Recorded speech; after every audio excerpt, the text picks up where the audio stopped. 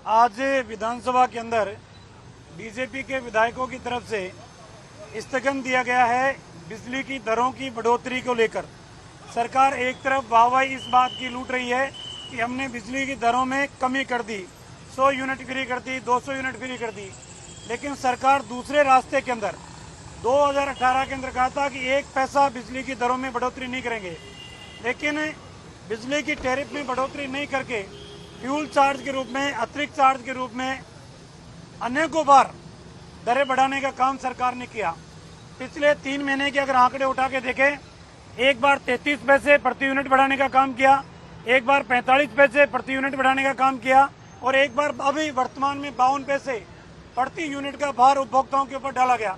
बिजली की अघोषित कटौती, आज यदि आप किसान का या आम उपभोक्ता का ट्रांसफर जल जाए तो भी 5 दिन पहले उसको मिलना मुश्किल है। 5 दिन के अंदर किसान की फसल पूरी चौपट हो जाती है। तो सरकार सिर्फ और सिर्फ विज्ञापनों के अंदर दिख रही है, अपनी वाहवाही लूटने का काम कर रही है, लेकिन धरातल के ऊपर जो काम होने चाहिए वो एक भी दिखाई नहीं दे रहा।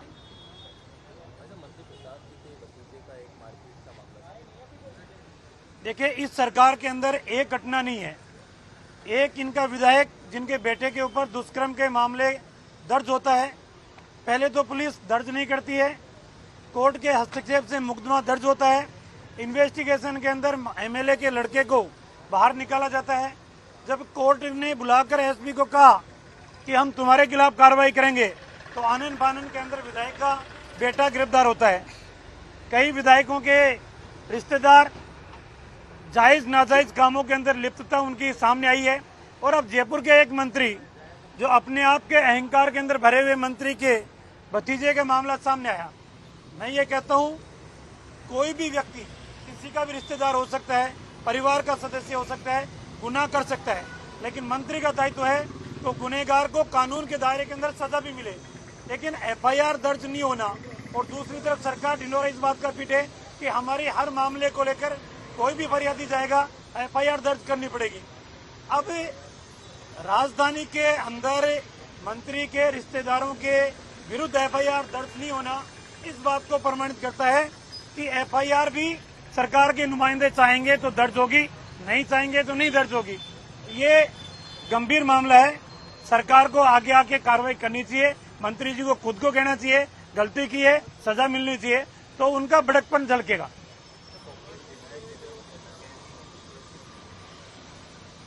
अगर ऑफ रिकॉर्ड अगर तमाम विधायकों से आप बात करूं तो मेरा दावा है 80% विधायकों का दर्द झलकता हुआ नजर आएगा। इस सरकार ने हमारी नहीं सुनी, लेकिन अब टिकट लेना है 2023 के चुनाव में, इसलिए बहुत कम विधायक ऐसे हैं जो मुकर होकर अपनी बात कह रहे हैं। धन्यवाद है दिव्या मदेरणा ने बात कही कि मेरी ही सुनवाई नहीं हो रही, इनकी सुनवाई यहाँ ही नहीं हो रही, इनकी सुनवाई तो हॉस्पिटल के अंदर भी नहीं हो रही। हॉस्पिटल में भी आम आदमी को इलाज कराने के लिए दिव्या मदेरणा को धरने पे बैठना पड़ा।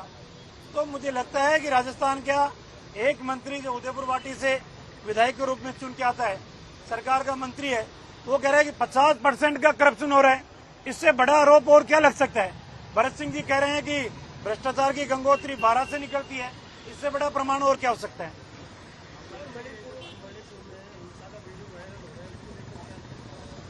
देखिए, हकदार को सम्मान मिले, गुनहगार को सजा मिले, और गुनाह करने वाला व्यक्ति सरकार के कोई नुमाइंदे का परिवार का सदस्य हो या रिश्तेदार हो, तो उनको आगे बढ़कर कहना चाहिए कि कानून अपना काम करे।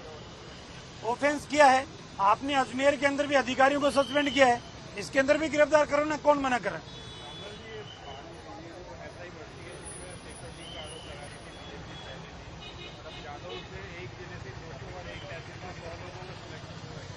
हमने पहले भी कहा है कि सरस्वती ने अपना स्थान जालोर जिले में थोड़ी बनाया है, और जालोर जिले के भी एक सांचौर तहसील के अंदर एक ही विधानसभा से इतने सब इंस्पेक्टरों का सिलेक्शन हो, ये आशंका के घेरे में है, शंका के घेरे में है।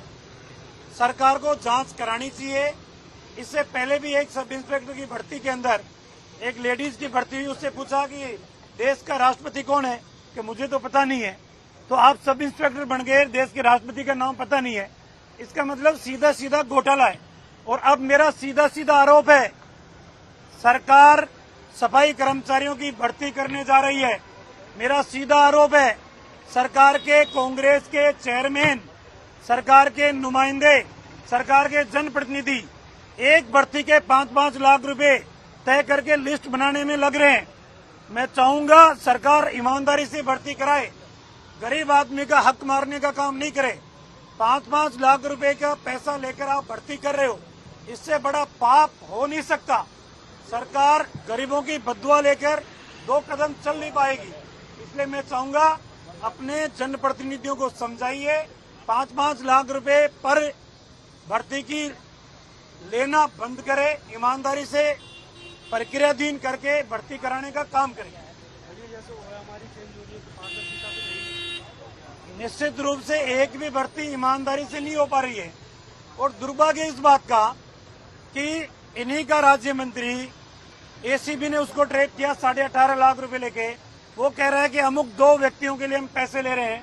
सरकार के नुमाइंदे एसीबी उन 2 सदस्यों से पूछताछ करना भी उचित नहीं समझ रही।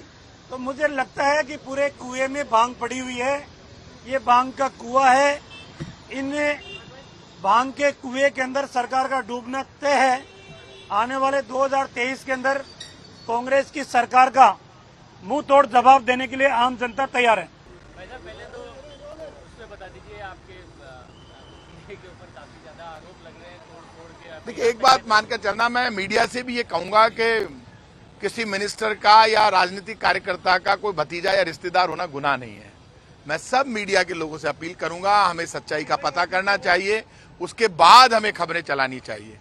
सिर्फ इसलिए कि किसी ने कह दिया, किसी ने लिख दिया, रिपोर्ट तो रात को दर्ज कराई गई, क्या रिपोर्ट दर्ज कराई गई उसकी भी इंतजारी नहीं की। और सुबह से मैं देख रहा प्रताप सिंह खाचरियावास के भतीजे ने ये कर दिया, वो कर दिया। अरे वो वीडियोस तो देखो। फिर रात को मैंने वो वीडियोज मंगाए, डाले। पुलिस की गाड़ी में जिस व्यक्ति को पकड़ के ले जा रहे हैं उससे चाकू बरामद हुआ। एक महिला अपने पति के साथ जो सीए है, उसका नाम आप लोगों को मैं अलग से बता दूंगा, आप उससे भी मिलना, अपने हस्बैंड के साथ वहां बैठी हुई टेबल पर खाना खा रही है। एक साइकिक युवक एक महिला के साथ छेड़छाड़ करता है, बदतमीजी करता है, उसका हस्बैंड उससे रिक्वेस्ट करता है, वो चाकू लेकर आता है, उसको वहां बैठे हुए मेरा भतीजा भी बचाता है, बाकी लोग भी खड़े हो जाते हैं। वो जो भीड़ आपको दिख रही है पुलिस के सामने, क्योंकि वो दारू पिया हुआ व्यक्ति गालियां दे रहा है, उसको भीड़ ने उसको पकड़ा है, पुलिस से मुकाबला कर रहा है, उसको भीड़ ने धक्का मार के पुलिस के साथ बिठाया, पुलिस के काबू नहीं आ रहा। आपको मैंने वीडियो डाले हैं, कमाल है, सब दिख रहा है। और मेरे भतीजे की शकल, वो जो डांस कर रहा है वो मेरा भतीजा है, देखा आपने। लेकिन वो कहीं तोड़फोड़ करते हुए किसी वीडियो में नजर नहीं आ रहा, जबकि वीडियो उस रेस्टोरेंट वाले को, रेस्टोरेंट वाला बेईमान आदमी, गलत आदमी, ऐसा कभी नहीं करना चाहिए। उसका झगड़ा ही नहीं है, झगड़ा हुआ उसका हस्बैंड वाइफ का और उस जो चाकू चलाने वाला उसका हुआ। आप पार्टी बन गए, क्या आपका वो दोस्त है?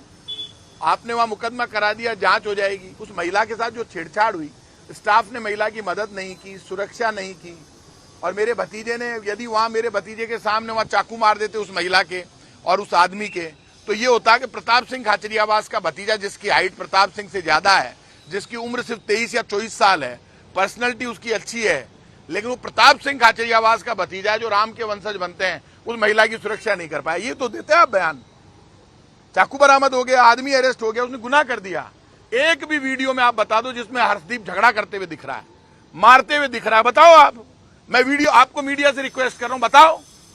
वो बेचारा मुझे कह रहा है, काका गुनाह ये हो गया, आप कहते हो मदद करनी चाहिए, अब मैं रात को कभी नहीं जाऊंगा। तो भैया आपके रेस्टोरेंट में वो आया है, आज उसने सुबह वीडियो डाला कि उन्होंने बिल नहीं दिया, कल तक तूने नहीं बताया, तो तेरा झगड़ा हो गया। तो वीडियो तो वहां तो बिल का तो झगड़ा ही नहीं है, तेरे लिए बिल से झगड़ा तोड़ना हुआ है वहां पे। वहां इतनी भगदड़ मची तेरे रेस्टोरेंट की सिक्योरिटी, और वहां पब्लिक आई हुई जो रेस्टोरेंट में बैठी है, उन्होंने 10 गिलास फोड़ दिए गुस्से में, क्योंकि आप उस महिला की मदद नहीं कर रहे थे, आपका गार्ड नहीं थे। तो आप वो पुलिस, वो क्यों गिलास गिरा रहे हैं बच्चे? मैंने पूछा वो कौन थे, वो इसलिए गिरा रहे हैं, स्टाफ को डांट रहे हैं कि भैया तुमने क्या किया, महिला के साथ बदतमीजी होगी, चाकू चला रहा है ये आदमी हमारे ऊपर। वो पुलिस के भी काबू नहीं आ रहा था। वो क्या, फिर बाद में पुलिस ने मुझे बताया, मैंने पूछा कि उसको अरेस्ट किया, छोड़ा क्यों? बोले ये साइकिक है और ये चाकू हाथ में था उसके, उसने वार किया, घुमा रहा था अंधाधुंध, पुलिस भी सामने नहीं आ पा रही थी, तो इन्होंने बड़ी मुश्किल से, वो अकेला 10-5 लोगों ने काबू में किया उसको। सब क्लियर है। वो एक बीजेपी का नेता लिख रहा है, देखो ये डांस कर रहा है, तो क्लब में डांस नहीं करेगा तो क्या भजन कीर्तन करेगा? 23-24 साल का नौजवान क्या हो गया, डांस कर रहा है तो? वो क्लब है ही डांस के लिए। मैं कब कह रहा हूं डांस नहीं कर रहा, मेरे को ही दिख रहा है। भाई साहब आप थे क्या वहां पर? चाकू के सामने खड़े होकर किसी की जान बचाना सबसे मुश्किल काम है। उसको, ऐसे व्यक्तियों को तो सम्मानित करना जो उल्टा चलाया है। प्रताप सिंह का भतीजा होना गुनाह है क्या? प्रताप सिंह यदि कहीं सड़क पे कोई जुल्म होगा, मैं वही हूं जिसने उदयपुर की घटना के लिए कहा था कि कन्हैया लाल को जिन लोगों ने मारा, मैंने कहा था ना मीडिया में, तब मीडिया में उल्टा चला, बाद में सीधा चला कि मैं वहां होता तो ठोक के मार देता। क्यों कहा मैंने ठोक के मार देता? यदि मैं कन्हैया लाल के वहां से गुजरता और मैं उतर के उन दोनों से नहीं लड़ता और उनको नहीं मारता तो कैसे बचाता? आप किसी को पीटे बगैर किसी को बचा नहीं सकते। आपको उससे मुकाबला करना ही पड़ेगा, चाकू पकड़ना ही पड़ेगा। आपको दो उसके मारनी पड़ेगी, नहीं आपके चाकू मार देगा। नहीं, एफआईआर तो दर्ज, वो देखिए वो रेस्टोरेंट मालिक को मजा आ रहा है, एफआईआर तो दर्ज आप भी करा सकते हो। फर्स्ट इन्फॉर्मेशन रिपोर्ट मैंने मना थोड़ा ना किया, मैंने वहां मेरे प्रभाव का इस्तेमाल किया क्या? मैंने मना किया? बहुत नेताओं की होती है एफआईआर तक दर्ज नहीं होती। मैंने कहा पुलिस से कि आप इसकी एफआईआर, क्या एफआईआर दर्ज कराई उसने? क्या एफआईआर दर्ज कर दबंगई दिखाई क्या? ये बताइए, एक भी मेडिकल हुआ किसी होटल के स्टाफ के लगी क्या? आप तो मुझे बताइए। खरोंच नहीं आई, खरोंच किसी के नहीं लगी, झगड़ा ही नहीं हुआ वहां पे, खरोंच नहीं आई। वो राजनीति कर रहा है, कितनी गलतफहमी, आज सुबह बयान डाल रहा है। मतलब वो जिन बीजेपी वालों के भरोसे खेल रहा है, तो मैं प्रेस के सामने खड़ा हूं, मैं छुप नहीं रहा हूं। और वो मेरा भतीजा भी यहीं पर है, मुकदमा दर्ज कराया उसने, उस महिला के पति ने। कल वो महिला और वो पति दोनों गए थे वहां, सीए है वो महिला, पढ़ी लिखी, जयपुर में नौकरी करती है, और वो दोनों अस्पताल वहां गए थे। थाने इतने भले हैं, उस महिला से उस पुलिस वालों ने कहा कि ये लड़का, इसके फादर ने भी इसके खिलाफ मुकदमा दर्ज करा रखा, आप देख लो। तो बेचैन का ठीक है, हमें मुकदमा दर्ज नहीं कराना। वापस फिर वो शाम को गया, पुलिस ने कहा आप आगे मुकदमा दर्ज कराओ, क्योंकि वो नाटक करने के लिए होटल मालिक से कोई पूछे तेरा क्या क्या मामला है भाई, जबरदस्ती होटल में। वो हर्षदीप तो तोड़फोड़ कर नहीं रहा, वहां जो पब्लिक बैठी हुई थी उन्होंने छोटी मोटी तोड़फोड़ कर दी। तो इस तरह के क्लबों में तो रोज होती है, गुस्सा आ जाता है। अब 11 बजे बाद कोई क्लब जयपुर में 11:30 बजे बाद नहीं चलेगा। और ये जो हरकत इस होटल मालिक ने की, इसका मामला ही नहीं था, मामला चाकू निकालने वाले का उस महिला के पति के साथ हुआ था। और इसने ये पता चल गया कि प्रताप सिंह का भतीजा है, उसको इशू, हाँ उसने उसको फोन किया था रात को। अब वो कह रहा, तो मैंने कहा वो रिकॉर्डिंग दिखा दे। उसने कहा भैया आपको यहाँ गार्ड रखने चाहिए कि नहीं बना, आप भाई हो मेरे। बड़े प्यार से रात को बात कर रहा था, इतना मालिक बहादुर था, तो रात को क्यों नहीं पहुंचा वहां? रेस्टोरेंट में पहुंच के अपने रेस्टोरेंट को संभालना चाहिए था। वहां वो हर्षदीप और वहां की पब्लिक बेचारी पुलिस को बुला रही है, अरेस्ट करवा रही है। एक जो चाकू चला रहा है खुलेआम, महिला के पीछे भाग रहा है, उसके हस्बैंड के पीछे भाग रहा है, तमाशा हो गया वहां पे सारा। तभी तो वो गिलास फेंकते हुए, कुर्सियां किसके ऊपर उठा रही है पब्लिक, वहां की जो भगदड़ दिख रही है वो उस लड़के के ऊपर उठा रही है। वो लड़का, सामने वो लड़का है जो डर नहीं रहा उस भीड़ से। और वो हर्षदीप आप देखो पीछे पीछे चल रहा है, हर्षदीप मना कर रहा है, नहीं अरे रहने दो।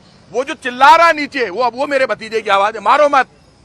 जब पुलिस आई तो पुलिस को मारने लग गया, तो पब्लिक उसको मारने ले रहे, बोले मारो मत। उसने उसको बचा के गाड़ी में बिठाया है, उस लड़के को भी उसी ने बचाया है नीचे। क्या बात कर रहे हो आप? आवाज नहीं आ रही नीचे? आप सुनो तो सही उस आवाज को। कोई नहीं मारेगा, कोई मत मारो। क्यों? क्योंकि वो समझता है उसका, वो मेरा भतीजा है, वो जानता है कि इसमें गलत हो जाएगा। उसने उसको लगने नहीं, उस लड़के को जिसने चाकू चलाया उसको भी उसने बचाया। उस होटल के स्टाफ, उस होटल का स्टाफ उसका साथ दे रहा, उसको सिर्फ डांटा, होटल के स्टाफ को मारा नहीं है किसी ने। होटल वाले से ये पूछो तू क्यों नेतागिरी कर रहा है? आज वो कह रहा है पता नहीं क्या क्या एएनआई पर। आप मीडिया के लोग हो, आप मेरे मित्र हो, आप लोगों के कहने में आधी रात को आके बाहर बयान देता हूं, कम से कम मेरे से तो पूछ लेते। मैं मीडिया के लोगों को अपना मानता हूं। प्रताप सिंह खाचरियावास बीजेपी कांग्रेस के हिसाब से जयपुर में पॉलिटिक्स नहीं करता। मैं जयपुर का बेटा हूं, बाहर निकल के लड़ता हूं। मेरी भी सरकार जब कह देती है कि जयपुर को 2 जिले बनाए जाए, तो मैं खुलकर कहता हूं जयपुर एक ही रहेगा। किसी पत्रकार की बात होती है, पत्रकार आते तो बाहर निकल कर लड़ने के लिए आता हूं। तो किसी को बचाना गुनाह नहीं है। ऐसे बच्चों को इस तरह से ह्यूमिलिएट नहीं करना चाहिए। पूरी फैमिली के ऊपर क्या बीतती है जब ह्यूमिलिएट करते हैं। अरे कोई केस देगा, देखा जाएगा, मुकदमा होगा, जांच हो जाएगी।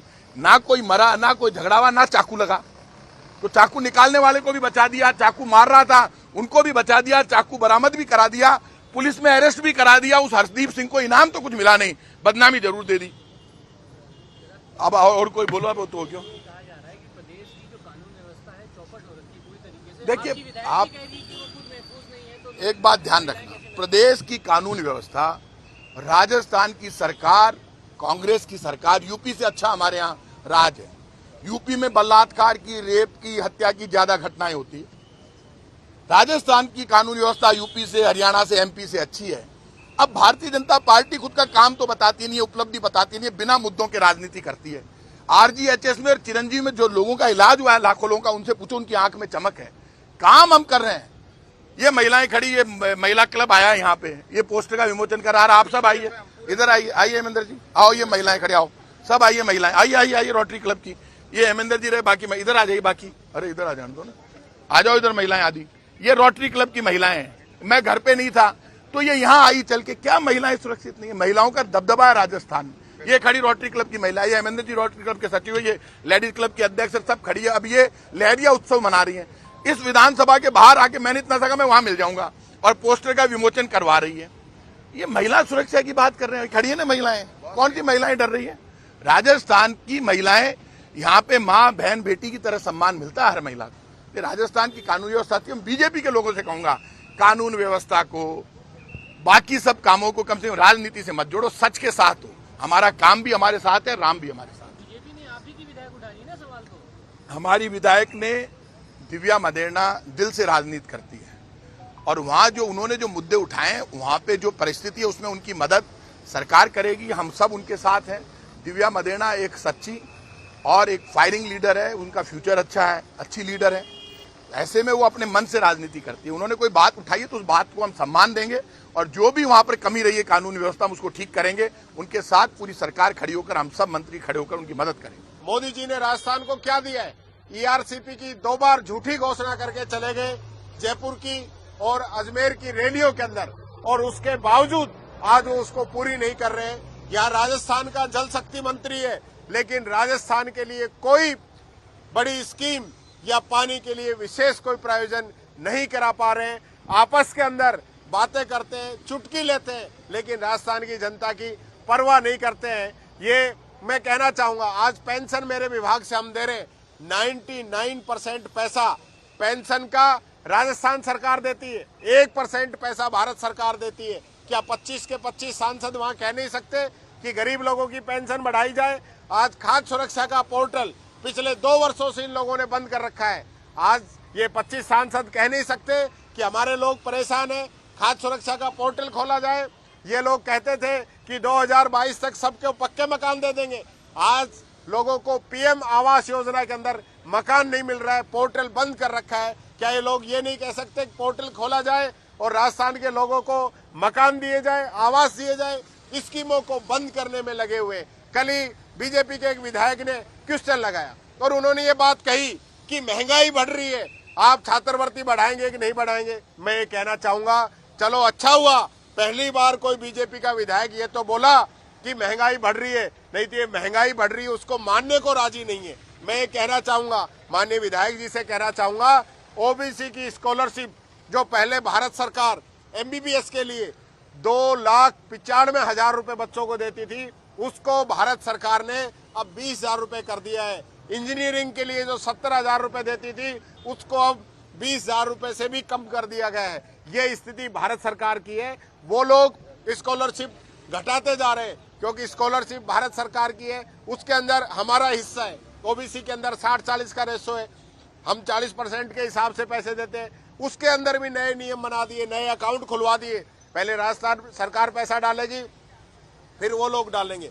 और ओबीसी की स्कॉलरशिप तो एकदम इन लोगों ने बंद कर दी है, उसके कोई नियम कानून नहीं रखे हैं।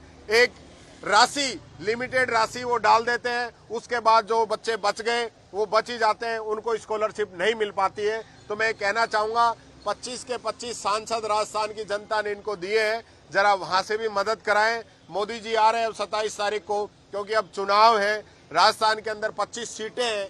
अब चुनाव के अंदर अब शायद 10वीं बार आएंगे। इससे पहले तो मोदी जी यहाँ कभी आए नहीं, और आए तो कोई मदद राजस्थान की करके गए नहीं। अभी देव महाराज के मेले के अंदर भी आए थे, लेकिन कोई मदद, कोई बड़ी घोषणा राजस्थान के लिए नहीं की। और अब ये घोषणा करेंगे भी तो सिर्फ उसको राजनीतिक फायदा लेने के लिए घोषणा करेंगे, क्योंकि अब आचार संहिता लगने में 2-2.5-3 महीने का वक्त है। ऐसे समय में ये जो लोग घोषणाएं कर रहे हैं, ये झूठी घोषणाएं हैं जो जनता तक नहीं पहुंच पाएंगी। पिछले 9 वर्षों से देश के अंदर भारतीय जनता पार्टी की सरकार है। इन लोगों ने कहा हम 2 करोड़ युवाओं को रोजगार देंगे, इन लोगों ने कहा 15 लाख रुपए खाते में आएंगे, इन लोगों ने कहा आतंकवाद, बेरोजगारी, इसको हम खत्म करेंगे, महंगाई को हम खत्म करेंगे। लेकिन आज ये सारी चीजें चरम के अंदर है। पूरा देश जल रहा है, कभी उत्तर प्रदेश जलता है, कभी महाराष्ट्र जलता है, आज मणिपुर जल रहा है। आने वाले समय में किसी अन्य देश के राज्य के अंदर ये लोग आग लगाने की कोशिश करेंगे। जाति, धर्म और संप्रदाय के नाम पर ये लोग बात करते हैं, यही मैं कहना चाहूंगा। यूसीसी लेके आ रही है केंद्र सरकार, देखिए, ये सब मैं आपको बताना चाहूंगा, इन लोगों का चुनावी हथकंडे हैं। जब भी किसी राज्य के अंदर चुनाव होता है तो इस प्रकार के कानून लेके आते हैं जो जाति और धर्म के आधार पे टिके हुए हैं, और उसकी वजह से पूरे देश के अंदर इस प्रकार से एक माहौल खराब करके उसका पॉलिटिकल फायदा लेने का ये लोग काम करते हैं। इनको लेके आना था तो आज से पहले लेके आए, क्यों नहीं लेके आए? अब इनको पता है लोकसभा के चुनाव है, इस प्रकार के जिनमें कहीं ना कहीं कोई आपस के अंदर विवाद है, इस प्रकार के कानून ये लोग लेके आते हैं।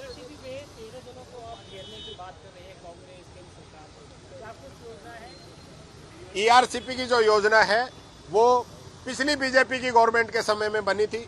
वसुंधरा राजे जी के द्वारा उस योजना को बनाया गया था, जिसकी लागत 39,000 करोड़ रुपए उस समय थी। लेकिन वो योजना, चूंकि सरकार बदल गई, हमने उस योजना को जारी रखा। हमने जब भारत सरकार से डिमांड की तो इन लोगों ने उस पे रोड़े अटकाने शुरू कर दिए, और आज स्थिति ये है, इनकी बनाई हुई योजना को हम राजस्थान के अंदर शुरू करना चाहते हैं, हम उसको आगे बढ़ाना चाह रहे हैं, लेकिन ये लोग उसके लिए मना कर रहे हैं। अभी उसमें मध्य प्रदेश की तरफ से भी आपत्ति लगाई गई है, और आज प्रदेश के यशस्वी मुख्यमंत्री उस योजना को पूरा करना चाहते हैं। पिछले बजट के अंदर 12,000 करोड़ रुपए सरकार ने दिए, इस बजट के अंदर भी 12-13 हजार करोड़ रुपए सरकार ने दिए, जिसमें से 10,000 करोड़ रुपए खर्च भी हो चुके हैं। अशोक गहलोत जी ने इस परियोजना को पूरी करने का प्रदेश की जनता को वादा किया है, उन्होंने शुरू किया है, काम वहां पे शुरू किया है। उसके बावजूद भारत सरकार उसको रोकना चाहती है। हमारे अधिकारियों को धमकाया जाता है कि इस परियोजना को बंद कीजिए। मैं ये कहना चाहूंगा, भारत सरकार मदद करती है तो ठीक है, नहीं तो राजस्थान सरकार इस परियोजना को पूरी करेगी। भारत सरकार मदद करती तो ये जल्दी हो सकता था, लेकिन भारत सरकार अगर मदद नहीं करेगी तो हमारी सरकार वापिस आ रही है, हम इस परियोजना को पूरी करेंगे।